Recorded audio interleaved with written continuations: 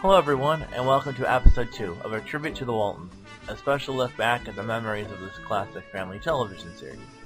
Today we have an interview with Eric Scott. He played Ben on this series. Eric was born on October 20th, 1958. When he was acting aside from the Waltons, he made an appearance in the popular show Bewitched in 1971, when he was very young. And then he was on a special for the after-school special series, titled Which Mother Is Mine in 1979, with Melissa Sue Anderson. Melissa was known for the role of Mary Ingalls on Little House on the Prairie. Now the Waltons in the 70s and early 80s was extremely popular, with the exception of large metropolitan areas like New York City and Los Angeles. Audiences there just couldn't identify with the characters. It's also very interesting to know that in episode 16, In the Fire, when the father walks into the schoolroom, he clearly writes out the word repent in all caps on the board. If you look carefully, it is the original repent from the far camera angle. But when it switches to the zoom in one of the teacher, you can see that the word has been rewritten. For example, notice the first E is now smaller. Today, retired from the film industry, Eric owns a successful parcel delivery service in Southern California. It was a business that he helped build. He began as a messenger with the company, moved into sales later on, and then he bought the business a few years ago. Eric is married to Cindy Wolfman, and they have 3 children. Thank you for support in our series and also in videos4family.com. We hope you enjoyed this second episode, and of course the interview that you will now be hearing with Eric Scott. Thank you, and hope you enjoy the rest of our show today. How are you doing today, Eric? Doing great. Good. Well, obviously it's been known for a very long time that you have portrayed Ben Walton on the Waltons television series. And I would appreciate you talking a little bit about first how you got the role of Ben.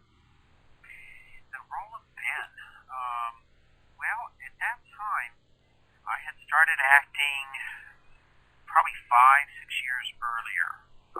Started with modeling, and then I went into different types of commercials, and then I got into the episodic world of TV, and then I started doing some movies for Disney. And at the time of the Waltons, it's actually a pilot called The Homecoming. Right. And it was back in, they were casting it, I think it was like 1971, around August, early September. And I was up for another part at the time, and one of them, the other show was The King and I, Neil Brenner. They were going to do a series. Very interesting. And it was for The Homecoming. And I thought, well, they gave us the cast, and it was going to be a 5-week gig of filming, and I said, I want to do the movie.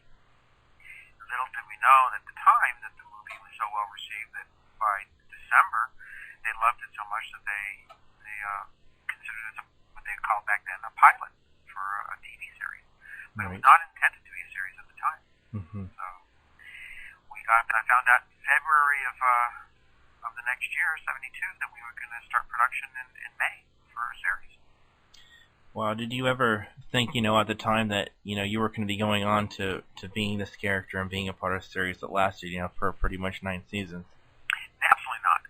There was no way that we knew anything. Even when we started the series, we started, I think, almost in the last 10 spaces of the whole Nielsen the first week. In fact, the idea of us even going more than the 13 episodes was going to be questionable. We were put against Flip Wilson and Mod Squad at the time. They were both number 1 in the time period, and they put this silly little show on. And it started getting this groundswell of support, and by April of that next year, which was the end of the first season for us, we had some 11 Emmy nominations. We were number 1. So no, we had no idea that it was going to have that kind of a response. You never know that when you're sitting on a set, whether it's a commercial or a movie or a TV show, what the response is going to be. You put what you think the director wants you to do, and the writers have in mind when they're writing the script, and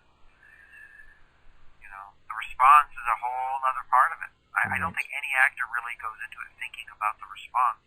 that they're going to get. Mm-hmm. You know, it's part of the art. You just do it because you like what you read. The script was amazing. Right. And the series continued with that same wonderful talent of Earl and his writing cronies. Yeah, I understand that. Now, as far as the show in general, and of course with the cast members, Richard Thomas and the others, what was it like working with them? I know, many long hours on the set, and of course, you worked them for so long. What was how was it? Well, when you're a kid, it's a lot different. You don't have the long hours. You're pretty limited to 8 hours on the set with Right. an hour lunch, so it's 9 hours. They've got you, and of that during the school year, you're going to be in school 3 hours of that. So they really only have you for about 5 hours. And when I say 3 hours, you don't get those 3 hours all in a row unless they're not filming that day. Right. Or filming your character. You're running back and forth. So, you go into a rehearsal, and then you go right back to the school, and you work for 20 minutes. They bring you back, and it's all lit, ready for the shot. So you're constantly going back and forth.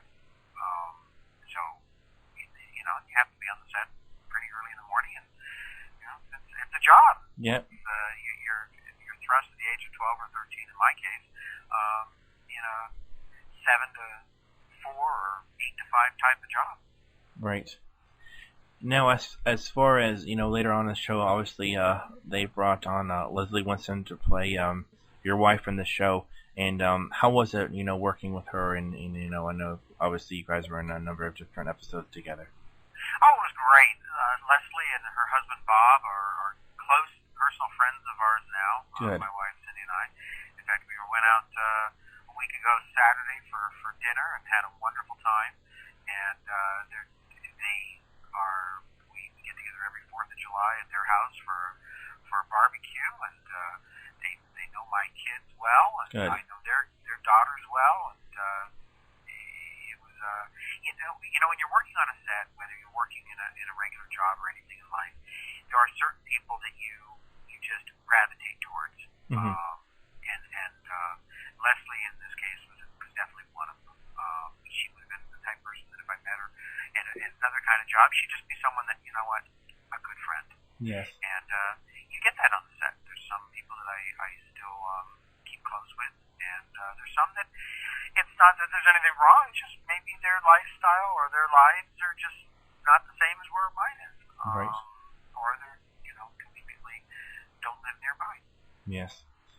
And I think it's interesting, as time goes on. Obviously, in the show you were, working with the mill and everything, with Ralph Waite obviously in the show, and then now, you have your own company, and I think that's interesting that as you look back on it now, you played, obviously in your character, eventually taking over to run a lot of the mill, and now, you have your own company in real life. So I think that's interesting too. You know what happened here, Aaron, and you'll notice that with the show. Mm-hmm. When you've got so many cast members, and especially us kids, development of the character was sometimes, you didn't have a lot of energy to be able to do that. You had, they always introduced the new characters on coming through and stuff like that. Mm-hmm. So with the kids, the easiest way to do that was to really take a lot of the way we were as real people, Right. and just incorporate that into our characters. The character of Ben actually was 2 characters for the homecoming, Mm-hmm. and he was an extra kid, Mm-hmm. and they said, you know what, we're just going to consolidate. So I was real happy because I got both characters, Stuart and Ben's lines. And as we got into the series, it was the same thing. There was definitely a feeling that with my character, like John's with the music, and David with his free spirit, they basically embraced the type of people that we were, and they incorporated that into our characters. And that happened on our show. As far as myself, I always tried to get as much as I could for Ben. Mm-hmm. If you notice, I think earlier on when Richard was on the show, Mm-hmm. and he had the newspaper, I Yes. tried to get involved with that. So I remember Right. there was one time I said, can I be in that scene? And they put me in, and eventually I started working with him at the press. And when it came to Richard was gone, what did I do? I looked around, and I said, well, there's the mill. So Right. I said, I'll be in this scene and help out. So Yep. it almost became a thing of duty for the character. Mm-hmm. I just wanted to do as much. I was on the set, so I wanted to work. I wanted to be on TV as much. I wanted to make sure I had a lot of them. Right, so, right. It was on that level. And as far as being a business savvy, or whatever they say, you're fortunate. Yes. I've always, I've been doing this for 25 years. The courier business right now. It's been a great livelihood for me and my family. Good. And I enjoy it. That's wonderful. Now, I guess obviously one thing too is we know, and I was very fortunate to actually speak to Michael Leonard a few days ago, and she had some really nice things to say as we've been trying to get a lot of you guys to be involved with the interviews. But one thing that she mentioned, I think that you could have something to say, is that as far as different things that you guys were, wanting to have change in the script, I know that there was a lot of time involved with you guys basically coming, I guess it must have been to Earl Hamner and different people, and wanting to basically give a lot of ideas and creative things together that they went in, and things that you guys suggested ended up coming out in the scripts. And I was wondering too if there was a maybe an instant that you can remember if that happened with you during the time on the show where there was something. Well, again, what happens is they're writing a script with a lot of cast members, and not to say that they put us in the background or anything, but there was not a lot of energy that was as much sometimes put in the development of it. And we started to know our characters better than some of the writers that would come on, especially the guest writers. Right. So certainly when we came in and we would read the script, not that we ever sat down and did readings, but when we started doing a kitchen scene, a lot of times a person's line worked better with another person, or for staging purposes, the way the camera was set up for the beginning, it worked better for another person to say it. So there was constantly a switching or a enhancing of the whole experience. And when you watch those dinner scenes, although we were exhausted with them because they were so labor intensive, they were incredible to watch. The timing of them, it seems you're talking about 11 people around a table, and we actually were able to get something accomplished in the scene. That's pretty amazing. Yes. And so we really knew our characters and the development of, and we also had a cognizant awareness of what we wanted to accomplish in that scene, because there was definitely a extending of the story plot for that episode, or whatever was done at the set the table. It really was helping the development of whatever was going on in that time, whether it was Ben was having an issue or Jason was having an issue. Right. It was brought to the table and we talked about it. So very much like I do with my kids. So we sit at the table and we talk. Yes, and that's how it kind of was for me growing up. So I understand that too. So unfortunately, a lot of people out there don't have that luxury. And, yes, it's something to be fortunate about now.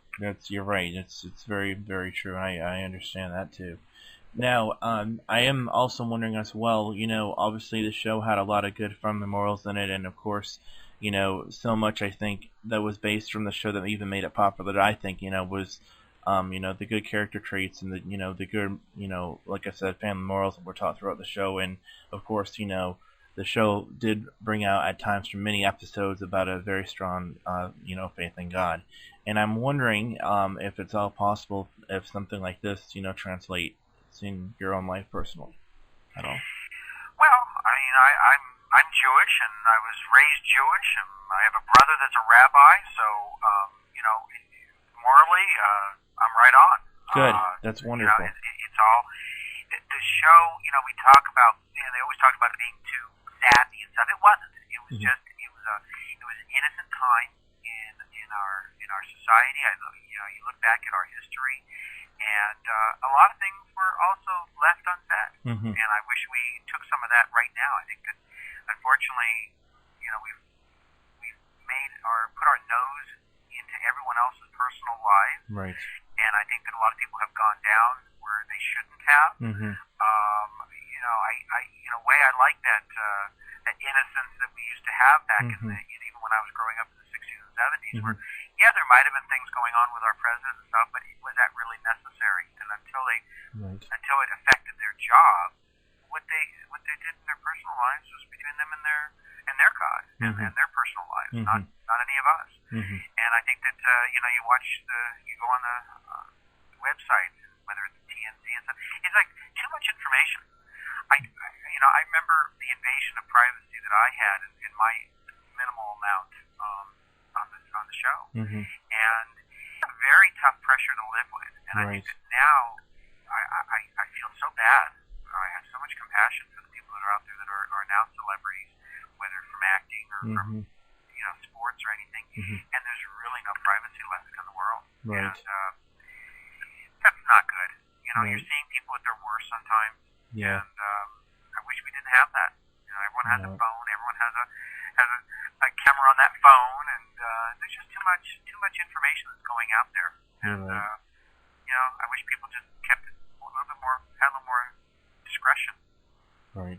I understand, and it's a shame when they, think that they need to get out, extra information that, those other people feel that they want to remain private. So, I understand. So. Back to the Waltons. Yes. With my character was not always good. Ben was always getting in trouble. So, they always talked about the sappiness, but you look at it, there was a lot of times, I remember an episode we had with Sissy Spacek where she had an illegitimate child. And it was just a little thing that she mentioned her husband was living in one town, and she mentioned to John Boy another town, and John Boy asked Dad, didn't she say Washington, D.C.? And right. He said, yeah. And, she told me West Virginia. And they just looked at each other like, well, So there was a lot of that kind of stuff that, they did. But again, we did it with some discretion. Right. So that kids could watch it. Yes. But we as parents can watch it with our kids. And we also got something that was, something about the times. That there was a lot of that did happen. And but we don't have to flaunt it either. So it's just part of the times. That's right. Now, is there an episode that you were in over the years of the show that you really enjoyed the most that you were able to be a part of? Oh boy, I have to say the first episode we filmed only because it was the first series. Are you talking about the Homecoming then? Well, no, the Homecoming was a movie. The movie, okay, because I know some people put that in. Yeah, we filmed actually. I think it was the pilot. Yeah. Okay. I think it was called The Foundling or something like that. It was about right, a girl, The Foundling. And she was deaf. And actually, I don't think that was the first one that was filmed. It was another one, The Hunt. Okay. But it was just coming on the set and starting a whole new life. And at that time, I knew I wasn't going to be going to school that year in September. We started in May, but by September, I'd still be filming. And it was I was freelancing up until then for all those years. So it was the first one, and it was such an exciting time. I remember every day going in wide-eyed. I cannot believe this is happening in my life. Right. My mom, she quit her job to take me on the set, so there was a lot of changes in my family life. I have an older brother and a younger brother, and we talked about how the impact was going to be on my family.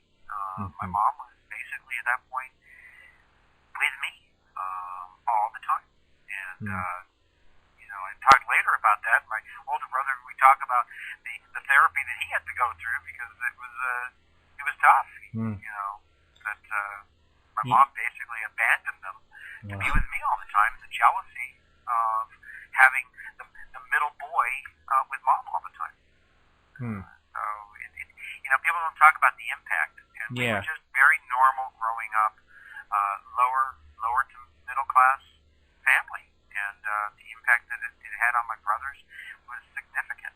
Wow. You had a really strong mother, that would be willing to quit her job to do this. I mean, the fact that she did that, and that's amazing. Felt that I had that, there was a need, and we as parents can appreciate that. Of course. Any one of my three kids needed something, I'd be there for them too. And she knew that this was something that was needed, and obviously my dad was supportive of it.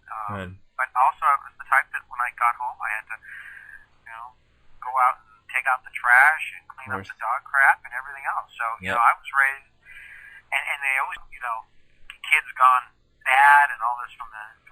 I was raised as normal can be. Right. That's so good too. I mean, and you're right. There are a lot of these other people now that you hear about nowadays that are their lives kind of have gone bad. And another thing I was going to ask you about too as well. I know that later on you were able to be a part of the number of different reunion movies for the television series. And what was it like, coming back years later and being a part of this set again, and of course seeing everybody later on? Well, I think we did 6 reunions, and yes. The way it was historically, we finished our 9th season.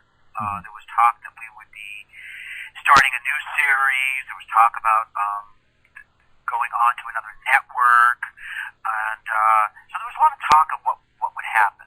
We were, for all intents and purposes, thought it was over with, and NBC came to us and said that no, they would like to have us do 3 2-hour movies, and they basically strategically put them right in the sweeps, whether it was Mother's Day in May or it was Christmas in November or whatever. Right. They put them there so that they would get the ratings on them, and we did them.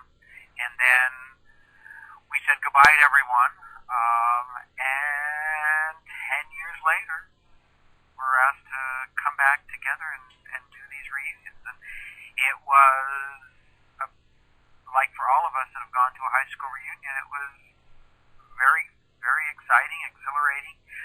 You felt at times you were in the twilight zone because we really hadn't, when you've been close to someone for so long and then you have all this distance, but then you get back together, you feel like you haven't been apart.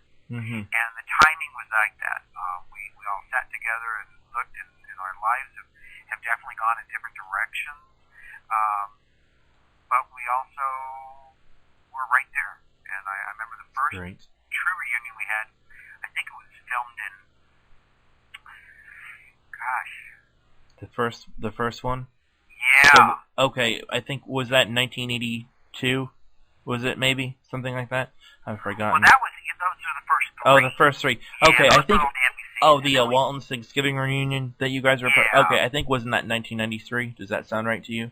Yeah, I think that was about right. Something like that, okay. And at that point, my life had gone through, such dramatic things with, my wife died a year earlier. Yes. It was a 2-year-old baby girl, which Ashley's now 17. And, very sorry about that, too, by the way. Well, you know what, I was sorry, too.